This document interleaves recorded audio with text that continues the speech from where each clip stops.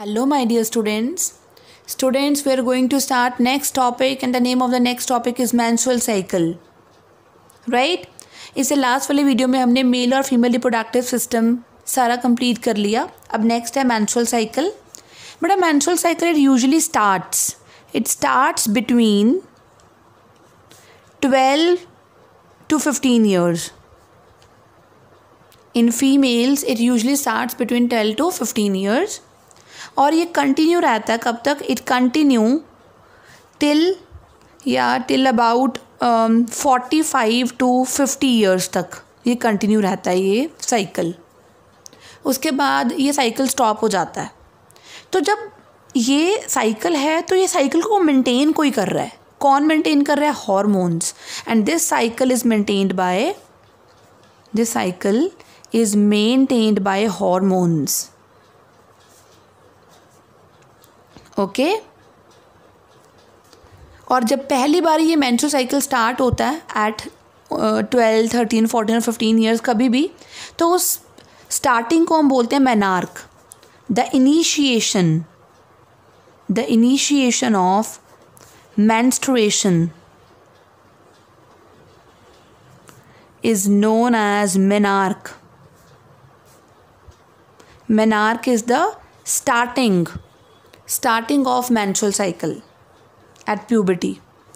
और अगर जब menstrual cycle stop होता है at the age of 45 to 50 years उसको बोलते हैं हम menopause. So menopause, pause word रुकना stop के लिए होता है. So menopause is the stoppage of menstrual cycle. Okay next बेटा अगर मैं बात करूँ पूरा अब डिस्कस करते हैं मेंस्ट्रुअल साइकिल. बेटा मेंस्ट्रुअल साइकिल होता क्या है? Menstrual cycle is actually bleeding from the uterus of the adult females that repeats after 28 days. हर 28 डेज बाद ब्लीडिंग शुरू होती है फिर से. So menstrual cycle is the sequence of events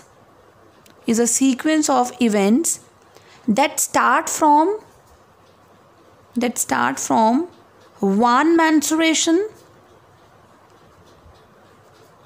till the next.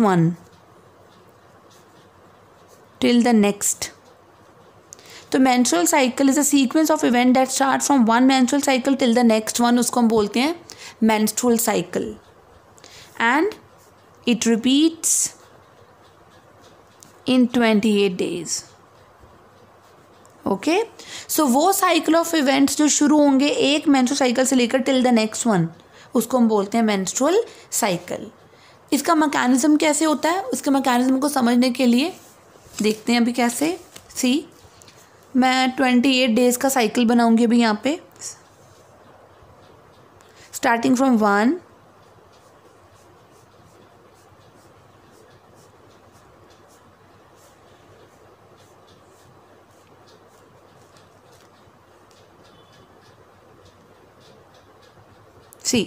This is 28 day cycle right. तो सबसे पहले मैं आपको बता दूं पहले 1 से शुरू हो रहा है जैसे डे 1 राइट.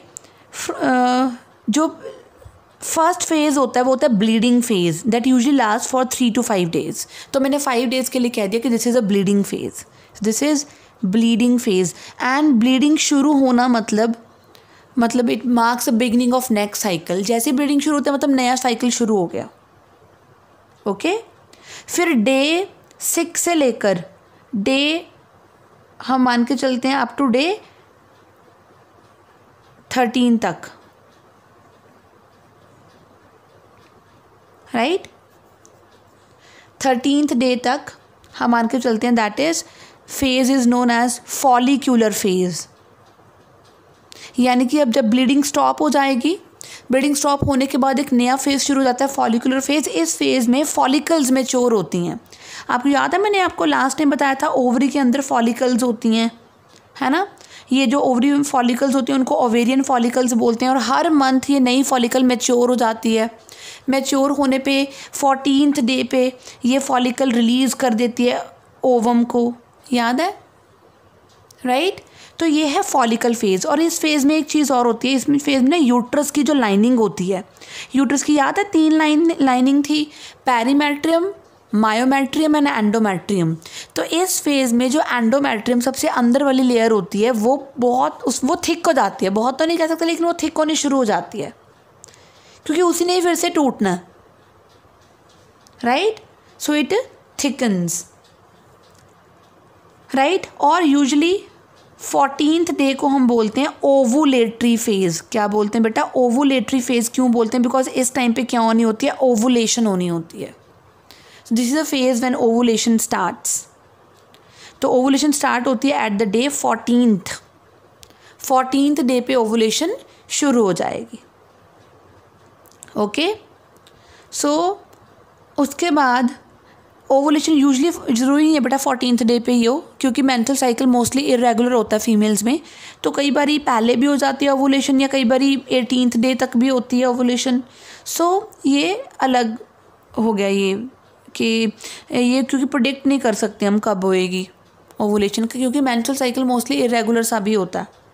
उसके बाद फ्रॉम डे 15 टू डे 28 एक फेज़ चलता है, उसको हम बोलते हैं ल्यूटियल फेज़।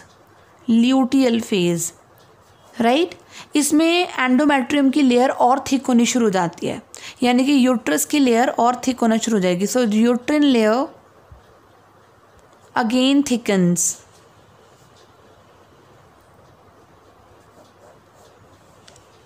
तो यूट्रस की लेयर अगेन थिक हो जाएगी। Okay, clear? So this is bleeding phase, first phase, second is follicular phase, third is ovulatory phase and fourth one is a luteal phase. अब ल्यूटियल फेज़ में होगा क्या बेटा? आपको याद है मैंने अभी आपको बताया कि ये फॉलिकल मैच्योर हो जाएगी, फॉलिकल से ओवम बाहर आ जाएगा, लेकिन ओवम तो बाहर आ गया, लेकिन पीछे के कुछ सेल्स बचे रह गए। ये जो बचे हुए सेल्स हैं इनको फॉलिकुलर सेल्स बोलते हैं।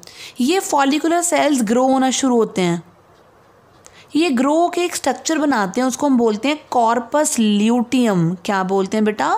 Corpus luteum. और ये जो कॉर्पस ल्यूटियम है ये हार्मोन रिलीज़ करता है, प्रोजेस्टेरॉन।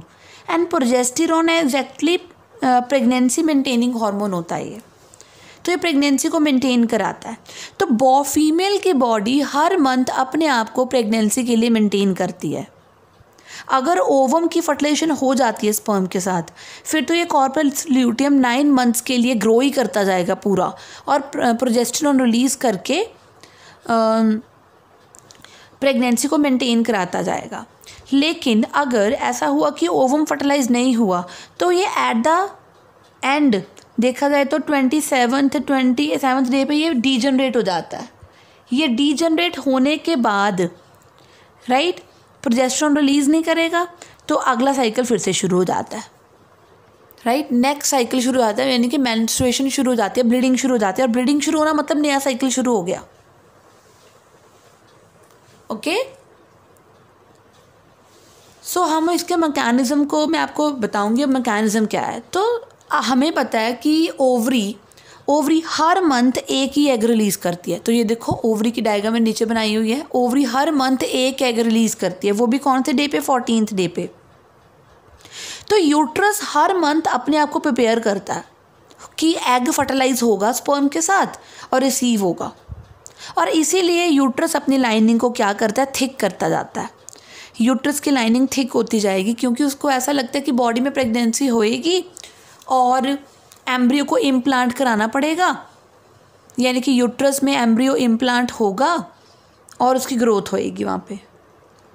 तो क्योंकि एम्ब्रियो को नरिश करना होता है, राइट, अगर फर्टिलाइजेशन होगी तो एम्ब्रियो को नरिशमेंट की ज़रूरत पड़ेगी, तो यूट्रस की लाइनिंग थिक हो जाती है। अगर एग फर्टिलाइज ना हो, तो अगर ओवम यहाँ पे निकल आया और फर्टिलाइजेशन नहीं हुई तो क्या होता है?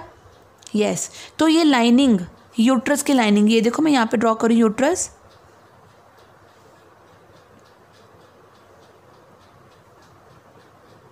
ये देखो। तो यूट्रस की ये जो लाइनिंग है ये वाली, ये ब्रेक होनी शुरू हो जाती है और वेजाइना के थ्रू बाहर आ जाती है, तो उसी को ही हम मेंस्ट्रुअल ब्लड बोलते हैं।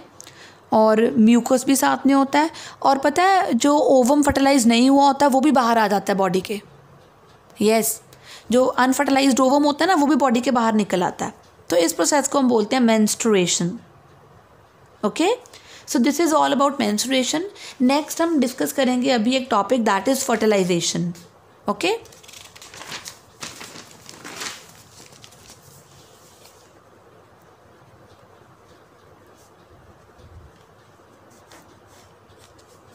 fertilization.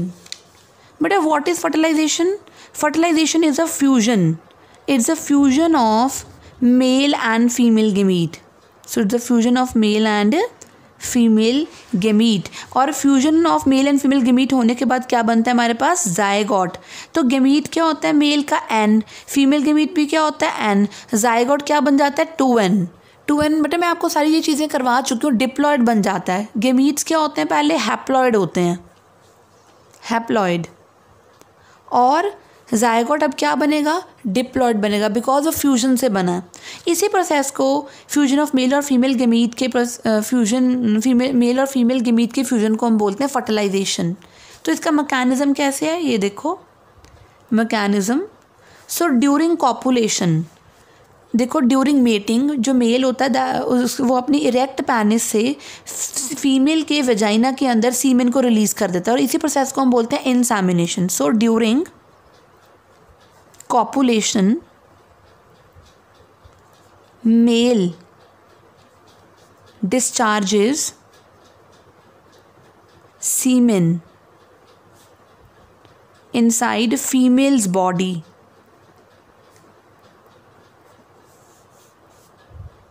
and the process is known as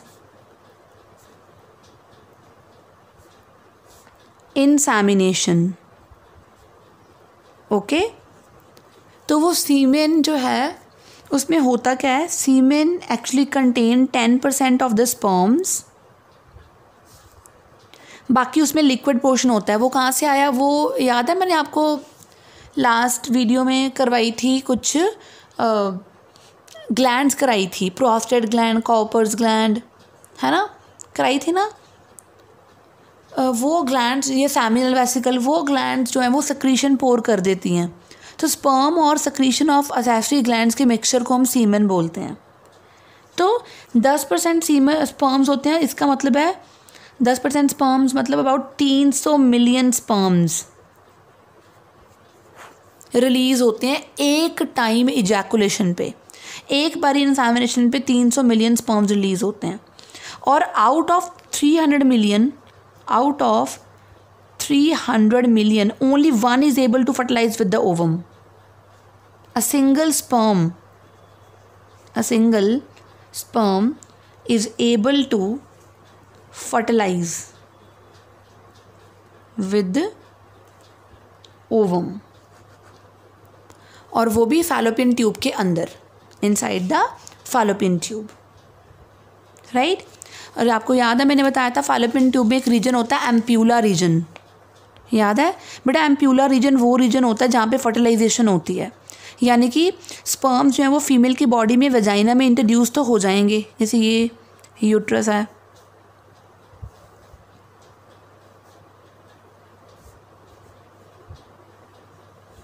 right.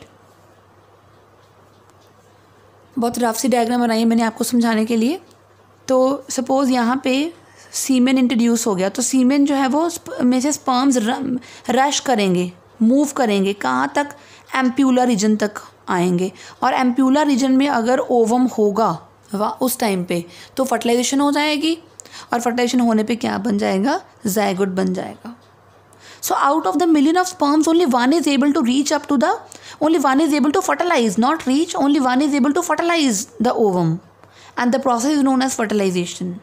और जैसे ही फर्टिलाइजेशन होगी, फर्टिलाइजेशन के बाद अगर फर्टिलाइजेशन होगी तो मेंस्ट्रुअल साइकिल स्टॉप हो जाएगा, यानी कि मेंस्ट्रुअल साइकिल स्टॉप होने the first indication of having pregnancy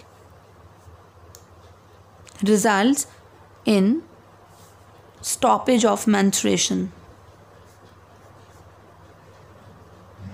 right? And it is the first sign of pregnancy. It is the first sign of pregnancy. Okay? So menstrual cycle stop होना पहला sign होगा। अब हम बात करेंगे बेटा post fertilisation की, राइट। फर्टिलाइजेशन के बाद क्या होगा, अब जाइगोट बन गए तो जाइगोट का क्या होगा। सो आफ्टर ये हम डिस्कस करेंगे अब topic post fertilization. Students post fertilization topic हम करेंगे अपनी नेक्स्ट वीडियो में।